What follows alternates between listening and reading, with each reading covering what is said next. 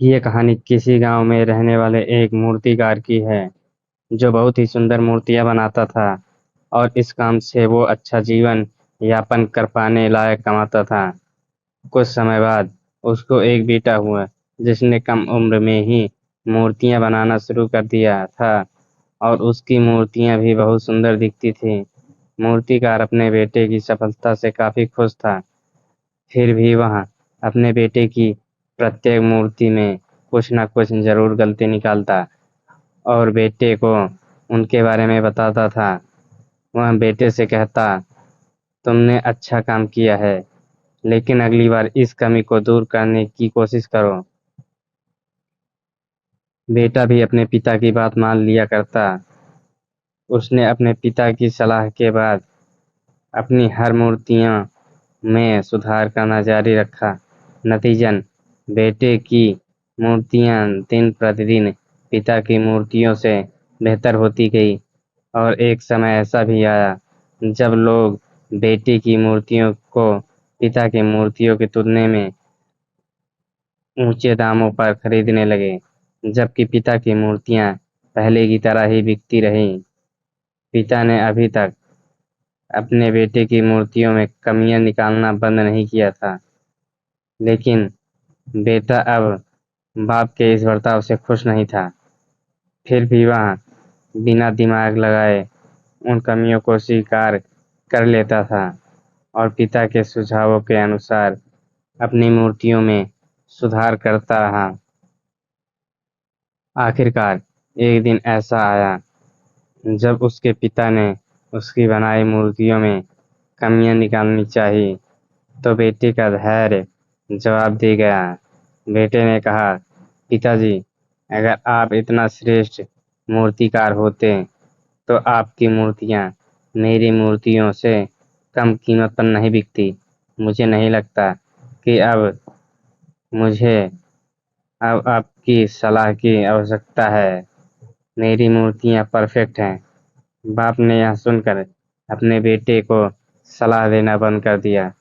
कुछ महीने बीत गए। बेटा खुश था, लेकिन फिर उसे एहसास हुआ कि उसकी मूर्तियों की अब उतनी तारीफ नहीं की जाती जितनी पहले की जाती थी और अब उसकी मूर्तियों की कीमतें भी बढ़ना बंद हो गई है।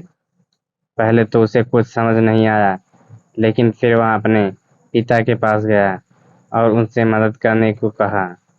पिता ने बड़ी शांति से बेटे की बात सुनी, जैसे उन्हें पहले से ही पता था कि ऐसा दिन आएगा। बाप का चेहरा पढ़ बेटे ने भी यह महसूस किया और पूछा, क्या आप पहले से जानते थे कि ऐसा कुछ होने वाला है? पिता ने उत्तर दिया, हाँ, मैं भी कभी इन परिस्थितियों से गुजर चुका हूँ।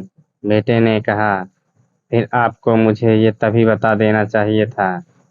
पिता ने उत्तर दिया, शायद तब तुम मेरी बात नहीं समझ पाते।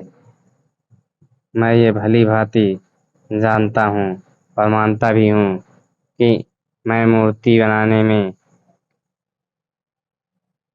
कला में तुमसे ज़्यादा बेहतर नहीं हूँ। ऐसा भी हो सकता है कि मूर्तियों के बारे में मेरी सलाह गलत हो, और ऐसा नहीं है कि सिर्फ मेरी सलाह से तुम्हारी मूर्तियाँ बेहतर हो गई। लेकिन जब मैंने तुम्हारी मूर्ति बनाई, मूर्तियों में खामियां दिखाई, तो तुमने जो बनाया था उससे तुम संतुष्ट नहीं थे। फिर तुम्ही ने खुद को बेहतर बनाने की कोशिश की और उस प्रयास ने तुम्हारी मूर्तियों को बेहतर बनाया और परिणाम स्वरूप तुम सफल हुए।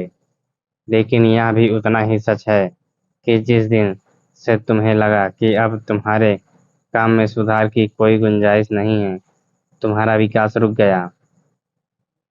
लोग हमेशा तुमसे अधिक की उम्मीद करते हैं और इसीलिए अब तुम्हें ना तो अपने काम के लिए ज़्यादा सराहना मिलती है और ना ही इसके लिए ज़्यादा पैसे मिलते हैं। बेटा कुछ देर चुप रहा, फिर उसने पूछा, तो अब मैं क्या करूं? बेटे के सवाल के जवाब में पिता ने एक छोटा लेकिन अमूल्य जवाब दिया। असंतुष्ट होना सीखो। विश्वास करो कि सुधार और बेहतर बनने के लिए हमेशा जगह है।